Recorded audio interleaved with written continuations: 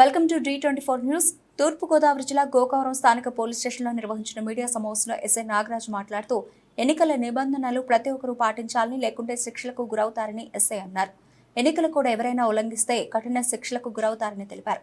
144 section 30 police act అమల్లో ఉంటుందని, 6వ తేదీ వరకు ఎన్నికలు కూడా అమల్లో ఉన్నందున నలుగురు కన్నా ఎక్కువ గుమ్మికూడితే వారిపై కఠిన శిక్షలు తప్పవని గోకవరం ఎస్ఐ నాగరాజు తెలిపారు. నాయకులు, ప్రజలు అందరూ సహకరించాలని ఎస్ఐ కోరారు.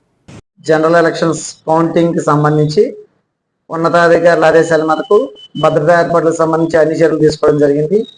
దానికి సంబంధించి 6వ తారీఖు వరకు కూడా 6/6/2024 తేదీ వరకు కూడా ఎలక్షన్ కూడా అమల్లో ఉంటుంది.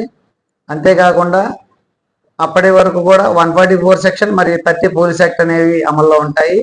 ఆ సమయంలో నలుగురు అంతకు మించి ఎక్కువ ఎవరు గుమిగూడి ఉండరాదు. అంతేకాకుండా ఎవరైనా బాణాసంచా లాంటివి కాల్చినా కూడా కాల్చిన వ్యక్తుల్ని మరియు వారు ఎక్కడైతే కొనుక్కొచ్చారో వాళ్ళపై కూడా చట్టపరమైన చర్యలు తీసుకోవడం జరుగుతుంది. అదేవిధంగా రెవెన్యూ మరియు పోలీసు వారు ఆదేశాల మేరకు పెట్రోల్ అన్ని బంకుల్లో కూడా లూజ్ పెట్రోల్ అమ్మొద్దని తెలియపరచడం జరిగింది మరియు నోటీసు కూడా ఇవ్వడం జరిగింది. దాంతో పాటుగా ట్రబుల్ మంగర్స్ మరియు రౌడీ షీటర్స్ కూడా బైండ్ అవుట్ చేయడం జరిగింది. వారిపై కూడా చట్ట ప్రకారం తీసుకోవాల్సిన అన్ని భద్రతా ఏర్పాట్లు తీసుకోవడం జరిగింది. కట్టుదిట్టమైన భద్రతా ఏర్పాట్ల మధ్య కౌంటింగ్ జరుగుతుంది.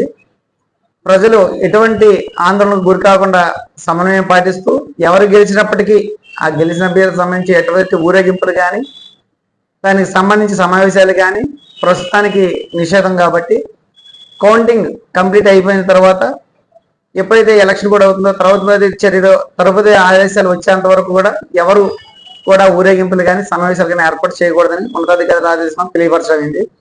ప్రతి ఒక్కరు కూడా ఏ పార్టీ గెలిచినప్పటికీ కూడా సమన్వయం పాటిస్తూ పోలీసు వారికి సహకరించాలని కోరడం అయింది. ఎవరైనా అలా కాకుండా చట్ట వ్యతిరేకంగా కానీ లేక చట్టాన్ని తీసుకోవడానికి ప్రయత్నం చేస్తే వారిపై ఉపేక్షించేది లేదు, చట్టపరమైన చర్యలు ఉంటాయి. దాంతో పాటుగా చాలా స్ట్రాంగ్ ట్రీట్మెంట్ కూడా ఉంటుంది.